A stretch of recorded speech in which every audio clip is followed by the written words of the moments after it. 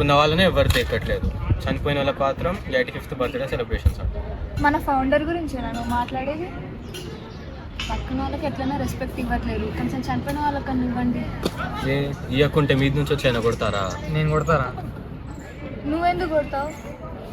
లేకపోతే కొంతమంది గురించి మాట్లాడాలంటే ఒక అర్హత ఉండాలి, కానీ ఆయన గురించి మాట్లాడడానికి మనకి ఏ అర్హత లేదు. నీకేం అర్హత ఉందిరా ఆయన గురించి మాట్లాడడానికి? వాడికే ఉంది, ఎందుకంటే 3 నెలల నుండి వాడు ఆయన గురించి రీసెర్చ్ చేసి ఆయన బయోగ్రఫీ రాస్తున్నాడు. ఆయన గురించి బయోగ్రఫీ రాయాల్సిన అవసరం నీకేం వచ్చిందిరా? వాడు డైరెక్టర్ అవ్వడానికి ఛాన్స్ కోసం వెయిట్ చేస్తున్నాడు. సో మన ఫౌండర్ స్టోరీ అయితే బాగుంటుందని బయోగ్రఫీ రాస్తున్నాడు. అంతగానం ఏం తెలుసుకున్నారు ఆయన గురించి? ఆయన గురించి నీకేం తెలుసురా, నేను చెప్తా వేను.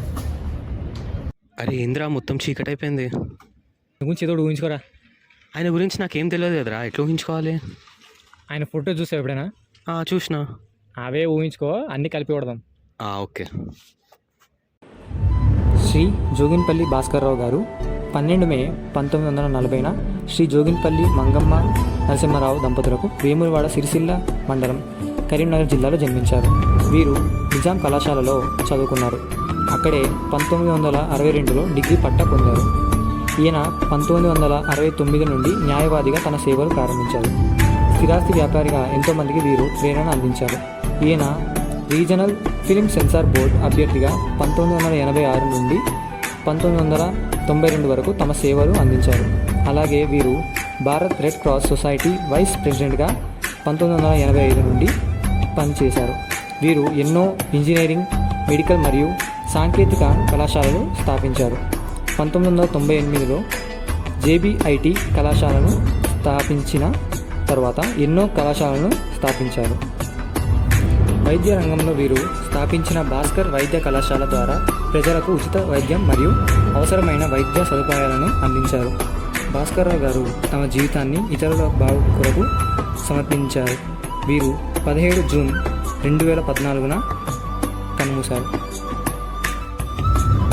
గొప్ప వాళ్ళందరూ చనిపోయాక కూడా మన మధ్య ఉంటారంట. ఈయన గొప్పవారో కాదో నాకు తెలియదు, కానీ ఈయన చనిపోయి ఇన్నేళ్ళైనా కూడా నాకు మన మధ్య ఉన్నారనిపిస్తుంది.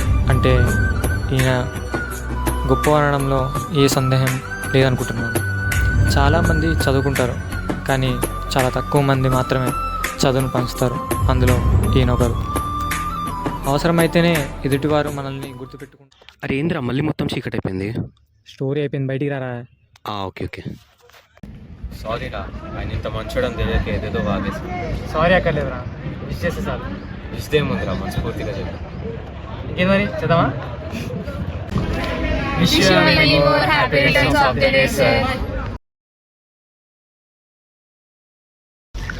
మీ స్టోరీ చాలా బాగుంది. నెక్స్ట్ మనం సినిమా తీస్తున్నాం. Thank you sir, congrats. అవును, ఇంతకీ స్టోరీ ఎవరిది? మా ఫౌండర్ది. నాలా కథలు రాసేవారు చాలామంది ఉంటారు, కానీ మీలా కథల్లో మిగిలేవారు చాలా తక్కువ మంది ఉంటారు. ఫలితం నాదే సార్, కానీ విజయం మీది. ఇంత చేసినందుకు మీకు ఒకటే చెప్పగలను.